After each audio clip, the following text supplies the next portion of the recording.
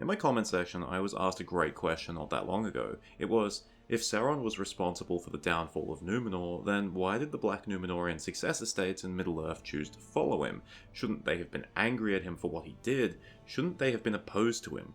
While Tolkien never gives us an explicit answer as for why, I think there's enough clues in the text. So in this video, let's try and answer the question, why did the Black Númenóreans follow Sauron? Okay, so a bit of background first. In 3262 of the Second Age, Ar-Pharazôn the Golden, King of Númenor, takes Sauron as a prisoner and brings him to Númenor. This turns out to be a small mistake. Sauron, armed with the One Ring, doesn't remain a prisoner for long, and within just a few years, he has become Ar-Pharazôn's closest, most trusted advisor.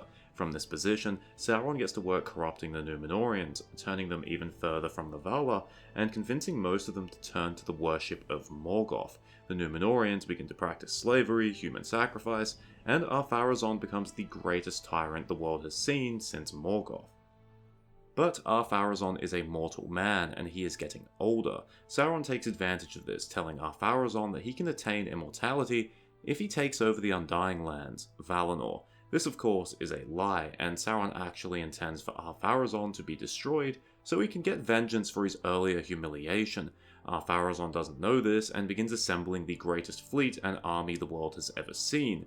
In 3319, the Great Armament sets sail and arrives at Valinor, but upon setting foot on the Undying Lands, Eru Ilúvatar unleashes his punishment.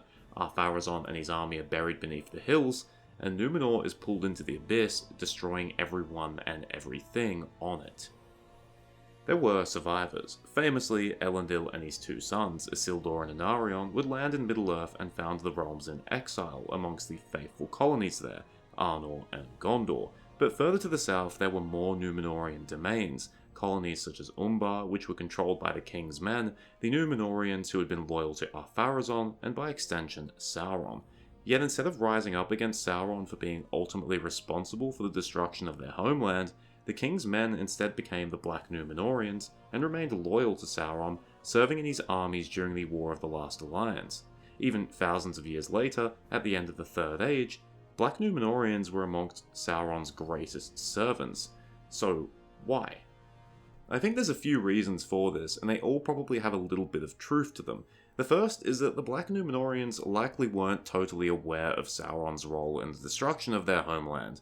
On Númenor, Sauron was known as Ziggur, the Wizard, and while he was the true power behind the throne after a while, he positioned himself as Ar-Pharazôn's high priest and counselor. Apart from the Morgoth worship, his counsel wasn't anything the Númenóreans hadn't already been telling themselves for 1,000 years, that the Valar were envious and fearful of them, and for that reason they were denying them eternal life. In that way, Sauron could paint himself as someone that was simply misunderstood by the Númenóreans. They had regarded him as an enemy for many years, but they actually had a lot more in common than they realized. They didn't know that he always had bad intentions regarding Númenor. And while on Númenor, Sauron always made an effort to deflect any blame from himself by deflecting the blame onto everyone else, basically creating as chaotic a situation as possible. At first, Sauron would sacrifice members of the faithful, accusing them of conspiring against king and country, but at the same time, Sauron and his closest servants would travel the island, sowing dissent amongst the people against Ar-Pharazôn and their lords and each other.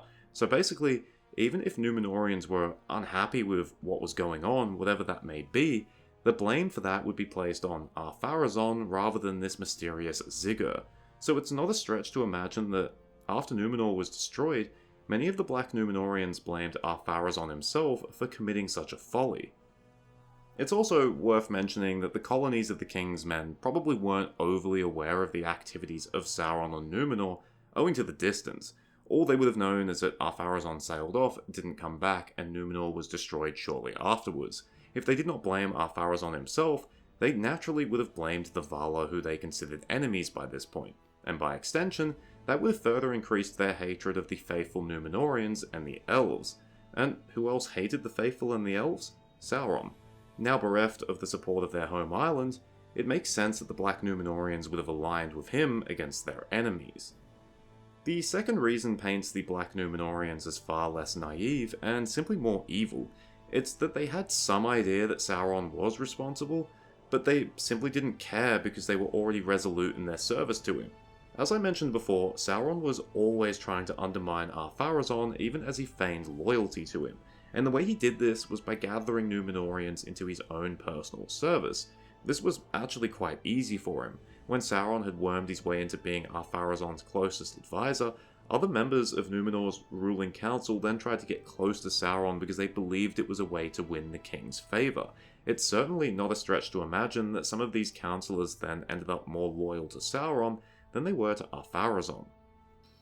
In the next 60 years Sauron was on Númenor, it's quite likely that he would have started filling important positions in relation to Númenor's governance with men who were loyal to him. After all, Ar-Pharazôn was mortal, had no heir, and Sauron was always intending on dispatching him in one way or another.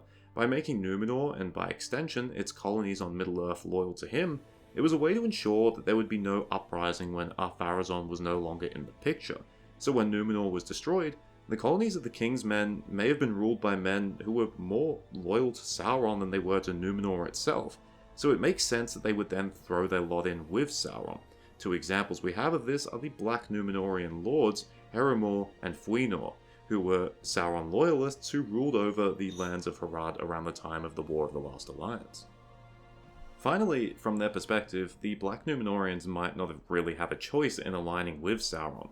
Unlike the faithful Númenóreans, who were able to integrate the men of Middle-earth or mostly rule over them benevolently, there were a few outliers, the Black Númenórean domains in Middle-earth were built on subjugation and exploitation. Like the faithful, the Black Númenóreans were a minority in the lands that they ruled over, and with the power and strength of Númenor gone, they now had the potential of an angry local population rising up against them and overthrowing them. One way to possibly avoid this was to declare loyalty to Sauron. The Black Númenóreans were far more capable than the Men of Shadow, so it would make sense for Sauron to support them and keep them in power. Also, many of the native men were worshippers of Sauron anyway, so having a common master should unite them into having a common cause and keep the daggers sheathed for a while. So when Sauron called for support during the War of the Last Alliance, the Black Númenóreans probably felt obliged to march against their old kinsmen. Not that they would have had much remorse or reluctance in doing so. And in the Third Age, we do actually see how Black Númenórean power was linked to Sauron's power. According to Faramir, after Sauron's defeat at the War of the Last Alliance, Black Númenórean power swiftly waned. The same evil that Sauron had instilled in them ended up being their undoing. Some fell victim to the curse of luxury and decadence, others fell victim to greed and ambition, fighting amongst themselves to gather together whatever scraps of power that they could get their hands on. Without Sauron to support them and unite them, they devoured themselves and were overthrown by the native men they ruled over, or in the case of Umbar, they were flattened by the Gondorian steamroller. But, as I said at the beginning of the video, there were Black Númenóreans around even late into the Third Age. The Mouth of Sauron is an example of this. At this point, it's likely that how the downfall of Númenor happened or who was behind it mattered little. They had been so deep in Sauron's service for thousands of years, they had been so diametrically opposed to the West for thousands of years, it was only natural that they continued to serve the Lord of Mordor, often as his cruelest, most powerful servants. Thank you for watching, I hope you enjoyed it or at least found it interesting.